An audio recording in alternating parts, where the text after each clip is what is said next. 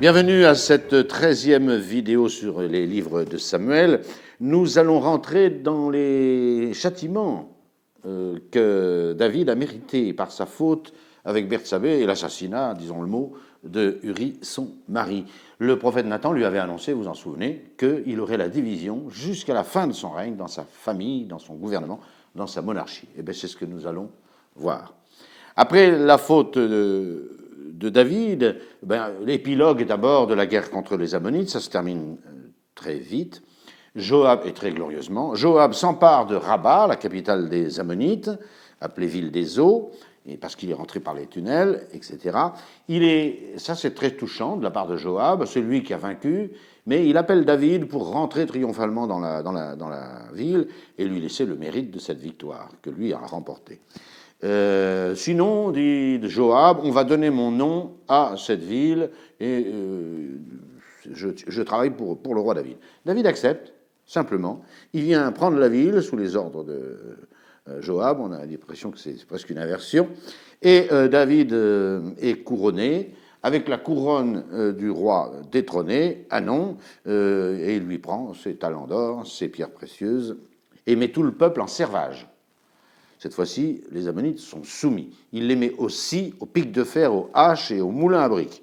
C'est des corvées, ils payent leur tribut, si je peux dire, non pas en argent, mais en corvées, exactement les corvées du Moyen-Âge. C'est là que va commencer un épisode très long et très compliqué de la monarchie de David, l'affaire Absalom. Absalom est un des fils de David. Il est né à David à Hébron, d'une certaine Maaka, sa maman. Il avait une sœur nommée Tamar, qui était très belle de figure, nous dit la Sainte Écriture. Il se trouve que Amon, on a déjà mentionné son existence, Amon est le fils aîné de David, c'est le premier-né de David. Amon était fils de Akinoam, une des toutes premières femmes, après Michol, qui, elle, n'a pas d'enfant. Akinoam, une des premières femmes de David. Et donc l'aîné de tous les fils de David. Ce Hanon était tombé fou amoureux de Tamar, la sœur d'Absalom. Il n'en dormait plus, il tournait en rond et il se demandait que faire. En vérité, il n'y avait rien à faire, parce que c'était un inceste qu'il envisageait. Voilà. Il tourne en rond, il ne sait pas comment. Dès qu'il croise cette jeune fille, les jeunes filles du roi étaient vierges, étaient habillées de grandes robes blanches tous les jours de leur vie, reconnaissables à ceux-ci, hein, qu'elles étaient et filles du roi et vierges. Voilà. Amon savait très bien qu'il ne pouvait pas envisager la moindre chose avec sa belle-sœur. C'est sa belle-sœur. Puisque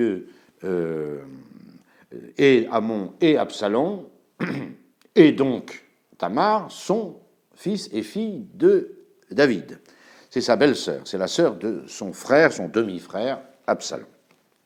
Il va trouver un frère de David, un certain Jonadab, que l'Écriture dit fort élégamment un homme très avisé. Tu parles, il est très avisé pour le mal.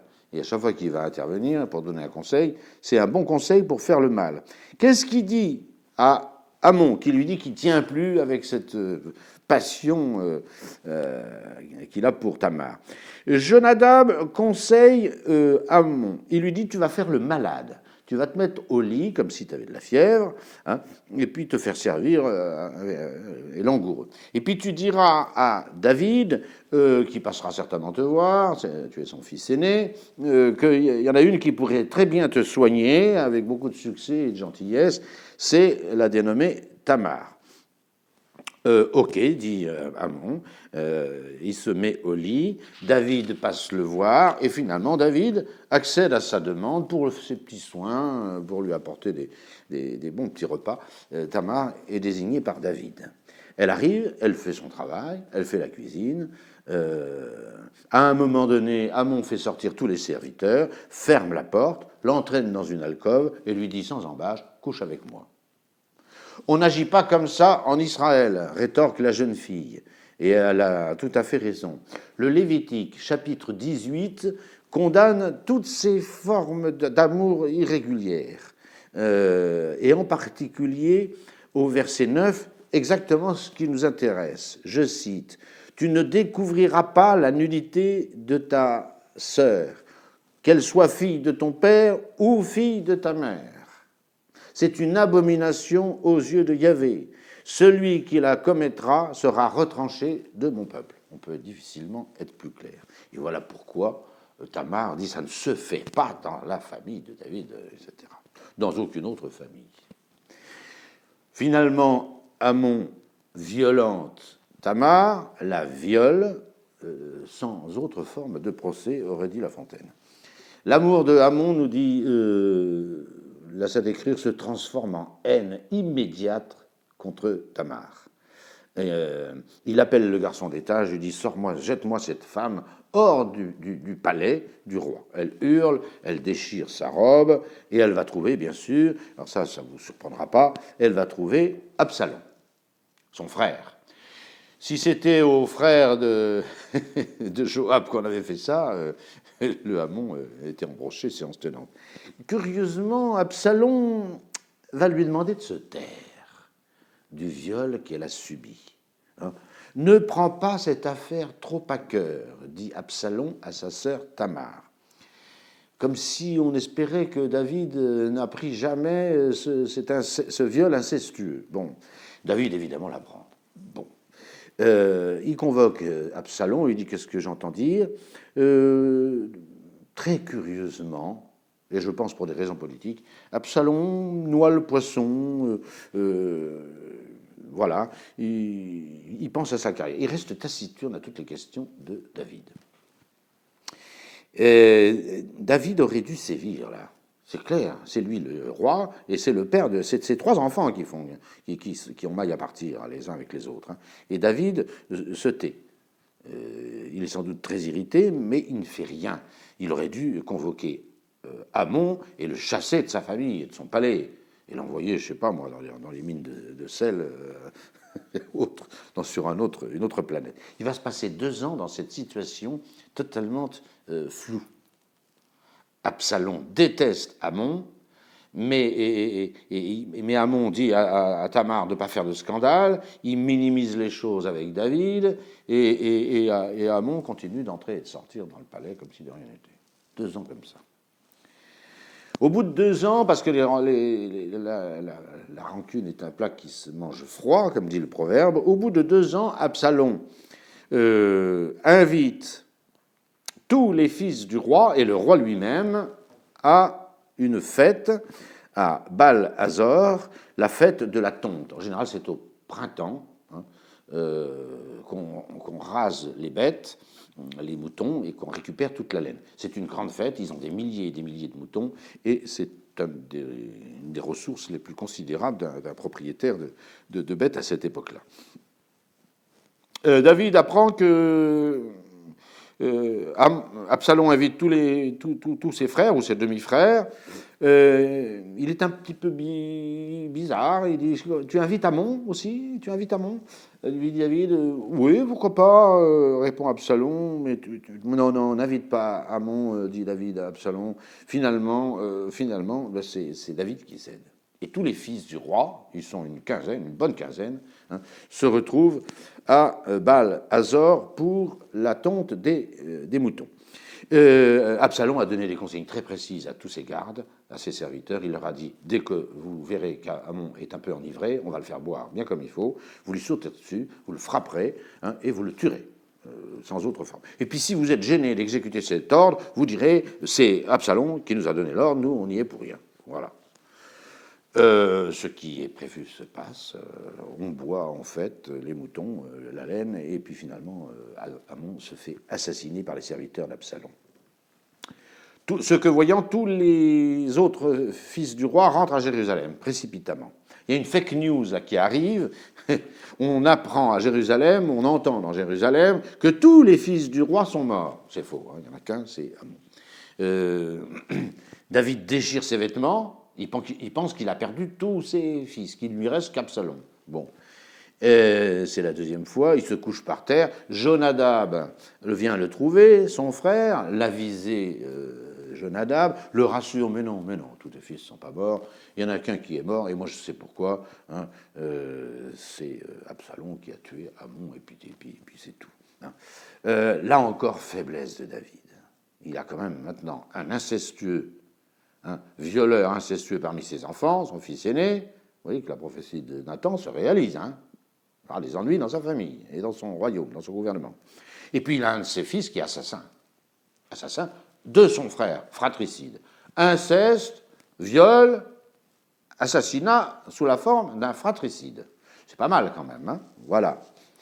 David encore ne fait rien. Simplement, Absalom n'ose plus reparaître devant David, cet assassin. Il s'enfuit pour 3 ans à Gessur. Disparition. Voilà. 3 ans se passent. Cette affaire d'Absalom va durer 10-12 ans, hein, minimum, d'après la Sainte Écriture, quand on voit les espaces des différentes situations. Joab, au bout de 3 ans d'exil d'Absalom, constate que David est triste et qu'il ne se console pas de cet exil, de ce bannissement d'Absalom. Alors Joab, toujours, n'oubliez pas, plus royaliste que le roi. Le roi a un désir, il l'anticipe, toujours. Voilà. Le roi a un ennemi, il le tue. C'est comme ça. Hein. Le roi lui demande, pour le bien commun, d'assassiner en première ligne Uri, il le fait. Et ainsi de suite.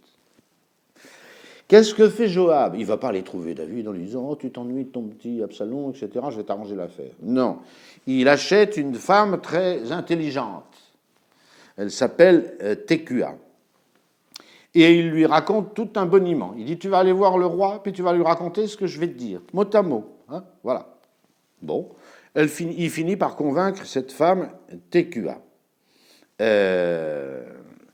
elle rentre près du roi. Elle se prosterne, elle adore le roi, tout ça, bon, d'accord. Et elle raconte une petite histoire, une petite parabole encore très touchante. Un petit peu, vous savez, quand même, le roi Nathan, le prophète Nathan, qui avait raconté toute une parabole pour expliquer à David son péché. « Je suis veuve, dit cette pauvre Tekua devant David. J'ai perdu mon mari. Ta servante avait 2 fils. Quand l'un, tout d'un coup, ils se sont disputés, et l'un a tué l'autre. Et alors, maintenant, tout le reste de la famille me dit qu'il faut faire périr ce meurtrier. Ben, au final, j'ai plus qu'un fils, mais j'en aurai plus du tout. Voilà. David lui dit, bon, d'accord, rentre chez toi, je donnerai des ordres à ton sujet, etc. La femme recommence, blablabla, blablabla. Hein, elle harcèle David. David finit par lui dire, aussi vrai que Dieu est vivant, c'est un serment, hein, c'est une formule de serment dans l'Ancien Testament, aussi vrai que Dieu est vivant, voilà. C'est un serment, c'est prendre Dieu à la vérité de ses paroles. Aussi vrai que Dieu est vivant, il ne tombera pas un seul cheveu de la tête de ton fils.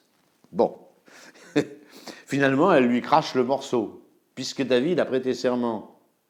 C'est clair qu'elle a gagné. Donc, qu'est-ce qu'elle fait? Elle crache le morceau. C'est Israël, la veuve. C'est pas moi. Toute l'histoire que je t'ai racontée, ça ne me concerne pas. C'est du pipeau. C'est Israël qui est veuve, hein, du banni Absalom. Voilà. Alors là, David se lève, il dit, ça c'est du Joab. Ils se connaissent bien maintenant. Ça c'est du Joab. C'est pas du Tekua. Oui, dit Tekua. C'est Joab qui m'a envoyé. Bon. Mais le stratagème a fonctionné. David a prêté serment qu'il allait ramener le Absalom et non pas permettre que le premier fils tue le deuxième et qu'on tue le deuxième. Voilà. Il convoque Joab, il lui demande de ramener Absalom, ce que, évidemment, Joab fait séance tenante. David, quand même, ne le reçoit pas. Hein. Il l'assigne à demeure dans sa propre maison, hors du palais. Qu'il ne voit jamais ma face. C'est quand même l'assassin de son frère. Hein. Ça fait des ordres à la cour. 2 ans vont encore se passer comme ça. C'est long, hein. C'est long. Absalom demande à Joab de le faire rentrer en grâce auprès de David. Non, dit Joab. Joab n'est pas de la famille royale, hein. Même s'il mange à la table, il n'est pas possible qu'il succède à Absalom. Donc plus tard, hein, il défendra David jusqu'au bout, parce que aussi longtemps que David sera aux commandes, Joab sera son général en chef. Quand c'est un autre, on ne sait pas. Hein. Voilà. Il dit non, je ne te en fais pas rentrer en grâce. Que fait Absalom? Il est un peu tout fou, c'est Absalom. Hein. Il dit à ses serviteurs d'incendier les champs d'avoine de Joab, qui sont contigus avec les siens. Ça, c'est pas un truc qu'il faut faire. Il ne faut pas toucher au petit frère, à la sœur de Joab. Faut pas. C'est tout, voilà. Ce qui ignorait Absalom. Joab débarque, qu'est-ce que tu fais là? Voilà. Et Absalom se met à pleurer. J'y tiens plus. Ça fait 2 ans que j'ai pas. Ça fait 5 ans que j'ai pas vu mon père. 3 ans à Gessur. 2 ans banni du palais. J'y tiens plus. Je préfère mourir. Bon. Joab prévient David. Et il lui raconte les boniments de Absalom, qui peuvent être vrais. Le fait d'être banni lui pesait énormément. D'autant plus que c'est un ambitieux. Donc, comme on va le voir organiser sa carrière, il a besoin d'être près du pouvoir, comme tous les ambitieux. C'est une évidence. Et finalement, Joab obtint la grâce d'Absalom. Il rentre dans le palais, il se prosterne devant David, et David le relève et l'embrasse. Absalom a gagné. Pourquoi Joab a fait ça? Je crois vous l'avoir dit. Tant que David est roi, il satisfait tous les désirs de David, sauf quand David lutte contre lui-même, car ça arrivera souvent, surtout dans ce récit d'Absalom. C'est là qu'on va voir, c'est là que se place une description d'Absalom qui est terrible. Hein. Absalom va commencer une carrière d'ambitieux et de révolté. Et ça va nous occuper 5 chapitres du 2e livre de Samuel. Il était, nous dit, chapitre 14, verset 25, d'une renommée considérable en Israël. Pourquoi? Pour sa beauté incomparable. L'Écriture nous dit qu'il n'avait aucun défaut, ce Absalom, de la tête aux pieds. La perfection de Léonard de Vinci. Là, hein. Voilà. Et surtout, il était reconnaissable à une chevelure luxuriante, mais à un degré dont on a mal à se faire une idée. Il avait des cheveux si longs, si drus et si pesants qu'il rasait sa tête chaque année, et qu'avec ses cheveux, le poids de ses cheveux, hein, on pouvait donner, c'était le poids de 200 cycles. Le cycle, j'ai regardé, pèse 16 grammes pour celui du roi, mais c'est celui du roi, et 14 grammes pour celui du temple. Celui du temple sera moins lourd, parce que comme ça, avec un cycle, ben, vous fournissez moins d'or. Bon, ça, c'est une combine des gens du temple, tout simplement, les vendeurs du temple. Ça nous fait une chevelure annuelle de 3 kilos et des poussières. Voilà. Ça va lui jouer un mauvais tour, d'ailleurs. Voilà. Mais surtout, la caractéristique d'Absalom, par-delà cette beauté incroyable et ses cheveux surdimensionnés, et très beau, c'est qu'il était un ambitieux, un flatteur, un hypocrite, un courtisan, et toujours prêt à organiser ce qui va le porter au pouvoir. Alors, qu'est-ce que fait Absalom? Du jour où il est rentré en grâce, écoutez bien, c'est un personnage complètement mégalo. C'est un mégalo. Hein. Il se fait construire un char magnifique, un peu à la romaine, là, attelé à 4 chevaux, magnifique. C'est interdit le cheval en Israël. C'est interdit par la loi. C'est pour ça que dans toutes les gravures, vous voyez des mulets. Pourquoi Yahvé avait-il interdit le cheval en Israël? Pour que dans les combats, on ne se vante pas d'avoir gagné par la puissance de son armement, etc. C'est Yahvé qui remporte les batailles d'Israël. C'est pas l'artillerie, c'est pas la cavalerie, c'est pas le génie, c'est Yahvé. Donc, pas de chevaux. Voilà. Ça gêne pas du tout le fils du roi. Et là encore, faiblesse de David qui se tait devant tous les abus de ses enfants. Hein. Voilà. Il se fait sur son char, et 4 chevaux magnifiques, on croirait Bénur, et il se fait précéder de 50 hommes en armes, partout où il se déplace dans Jérusalem. Un peu mégalo. Hein. N'oubliez pas que lui, il est sur son char. Donc les hommes doivent courir. Non mais, c'est ridicule. Est-ce que pour aller aussi vite qu'un cheval qui même au trot, voilà. Il se lève de très bonne heure, nous dit la Sainte Écriture, et il se met dans l'avenue de la Porte.